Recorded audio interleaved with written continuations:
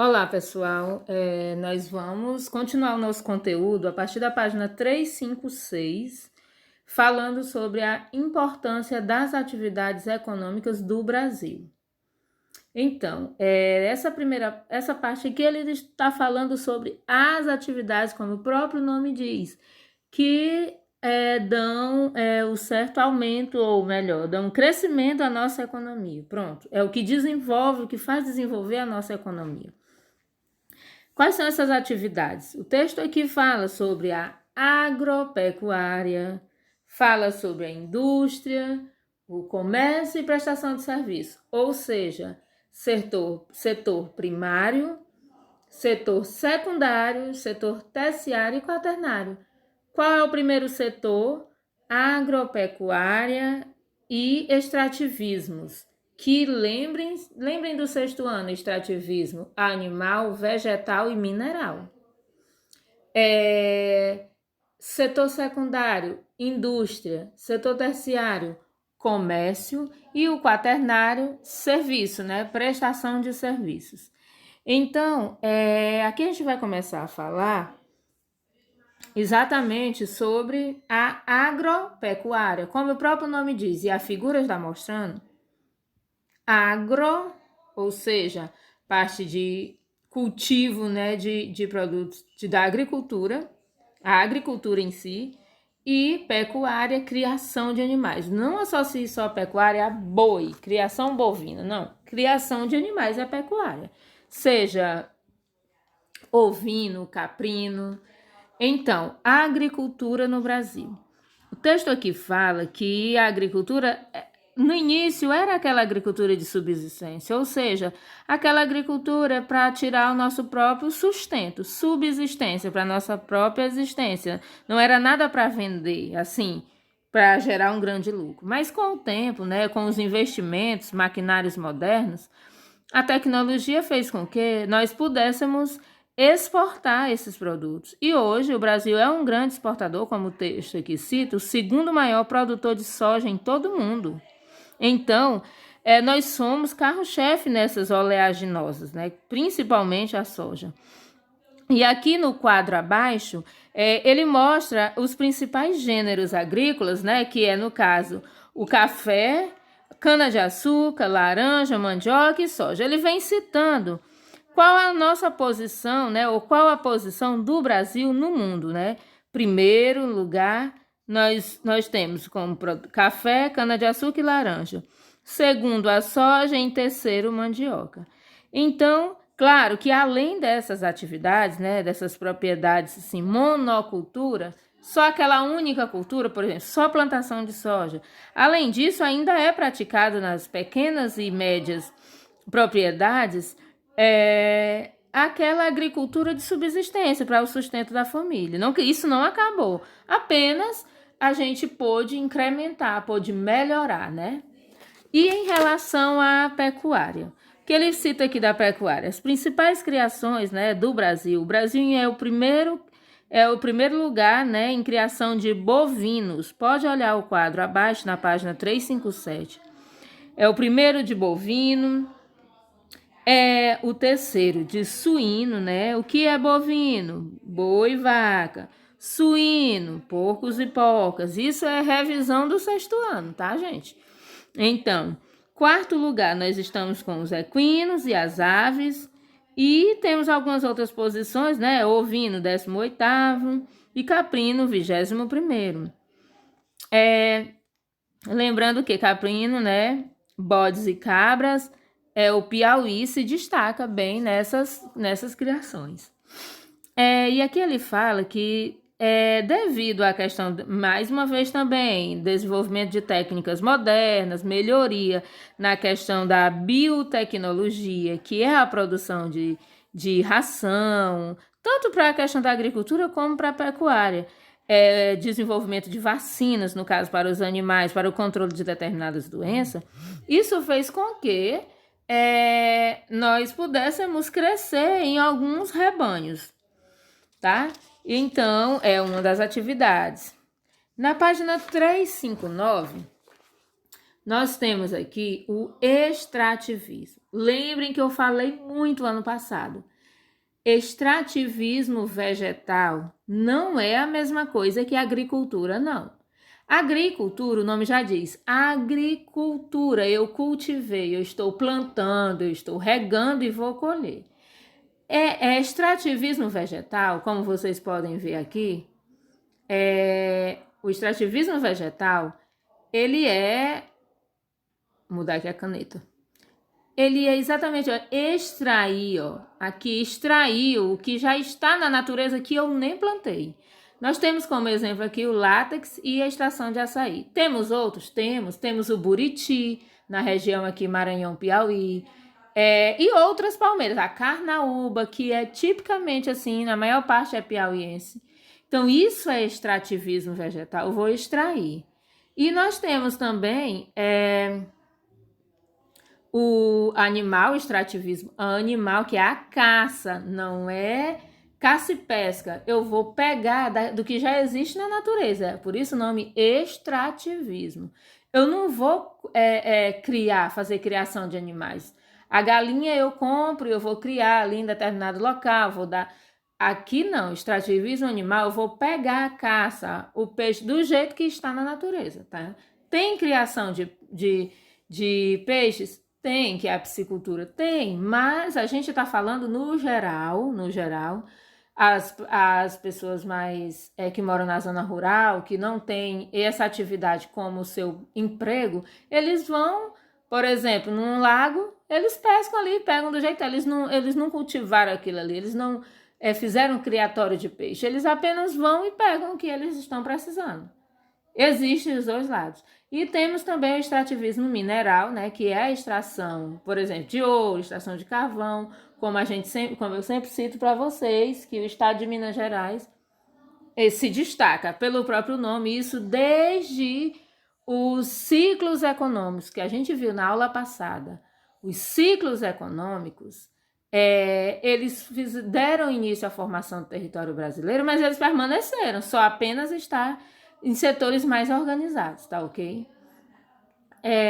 Vamos agora para o segundo setor, que é o setor da indústria, produção industrial no Brasil. Página 360. Aqui o texto de vocês destaca o mapa das principais áreas industriais e vocês podem ver que os principais pontilhados, principalmente de bens de produção e de alguns eletrônicos, está exatamente localizado na região Sudeste e Sul. Ou seja, Minas Gerais, São Paulo, Rio de Janeiro, Paraná, Santa Catarina e Rio Grande do Sul. Exatamente a região que mais tem indústrias. Outros lugares do Brasil tem? Tem. Pode olhar o mapa que tem outros pontilhados na região aqui no litoral nordestino.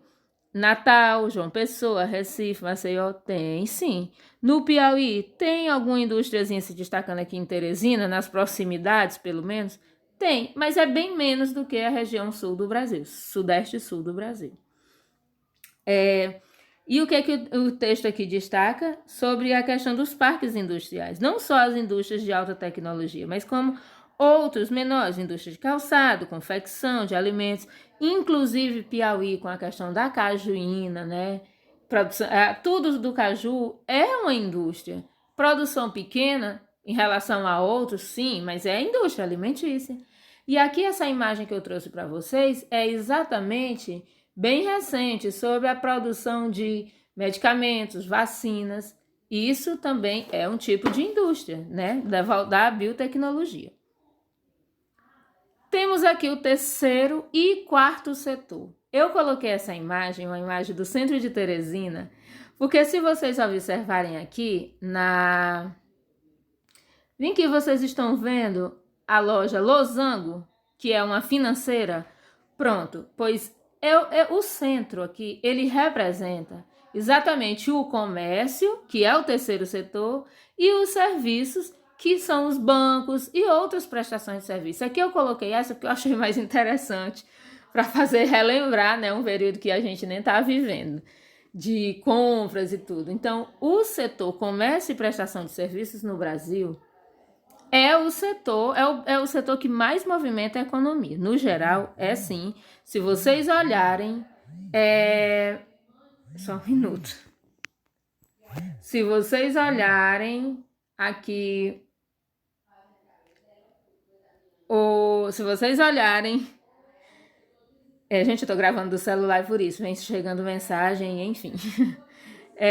Se vocês olharem aqui no mapa da página 361, vocês podem ver a composição, né, da população economicamente ativa nos setores da economia.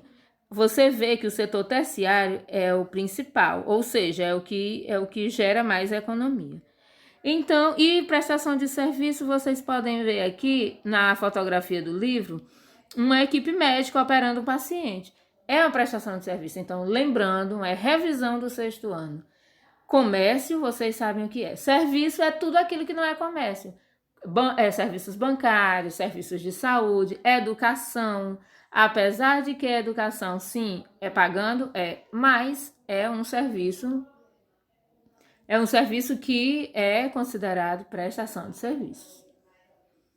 Nós temos aqui, agora, na página 362, os meios de transporte e a integração do território brasileiro. Então, por que os meios de transporte, eles foram se diversificando, eles foram mudando?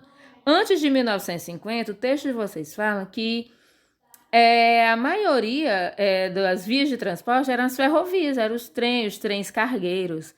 Hoje, a partir de 1950, o governo ele promoveu um grande crescimento nessa integração do território através da construção das rodovias. O nome já diz, rodovias, roda, gente.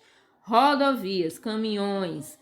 Então, transporte terrestre, sendo nessa questão de pelas rodovias, representado pelas rodovias. Mas nós temos também os navios, como a imagem aqui mostra. Temos o avião, né? Então, nós temos vários, e o texto aqui mostra um quadrinho com as vias de transporte e a extensão de cada uma. As principais, ou as maiores que nós temos, 213 mil quilômetros, são as rodovias asfaltadas, no caso. Não está contando aqui as carroçais, mas existem.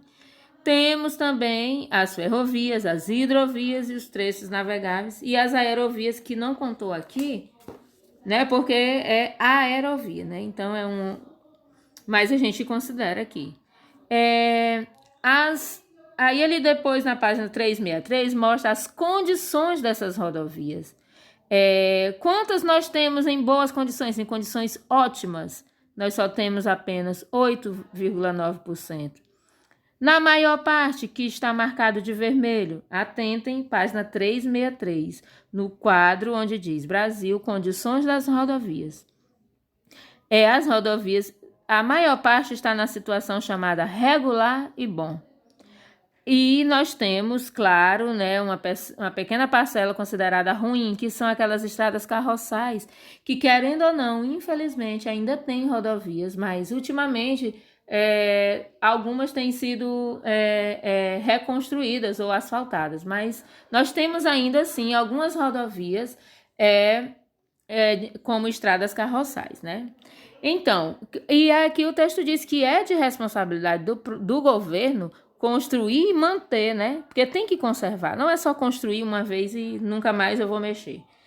Bem, depois ele fala das ferrovias, que eu já citei, das hidrovias, o nome já diz hidro, pela água, ferrovia, trem, metrô, muitas vezes, dependendo do que você vai levar, precisa de uma certa rapidez.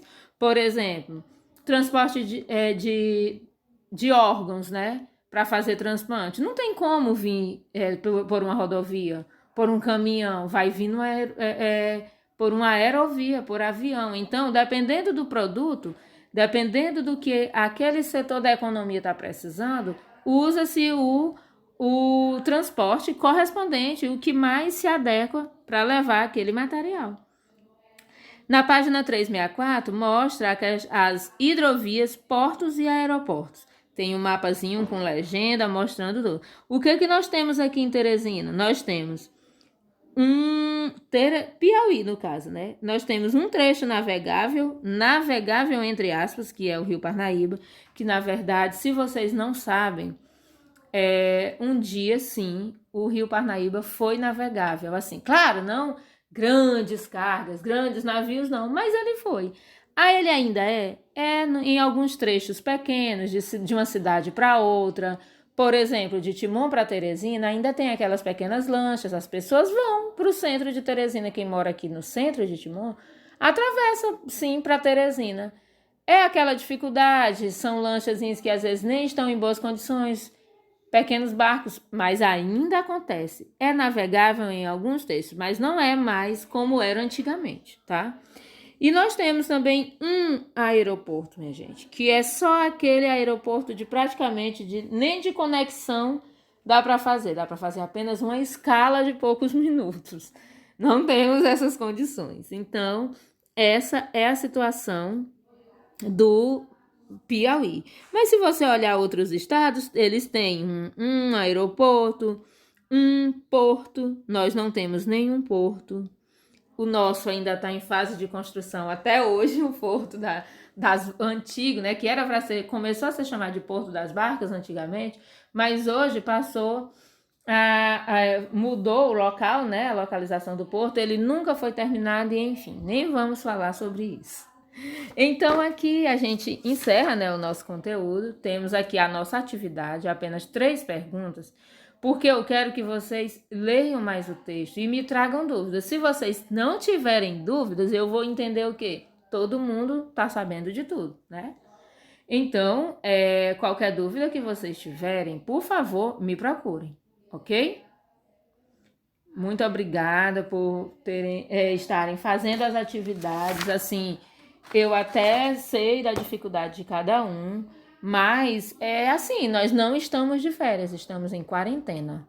Então, temos que estudar, temos que continuar fazendo as atividades. Infelizmente, tem algumas pessoas que nunca me entregaram nada e eu realmente não tenho muito o que fazer, tá? Então, se vocês tiverem alguma dúvida, me procurem, viu? Aqui não tem nenhuma. Se você ler o texto, você vai conseguir responder, tá ok? Até mais.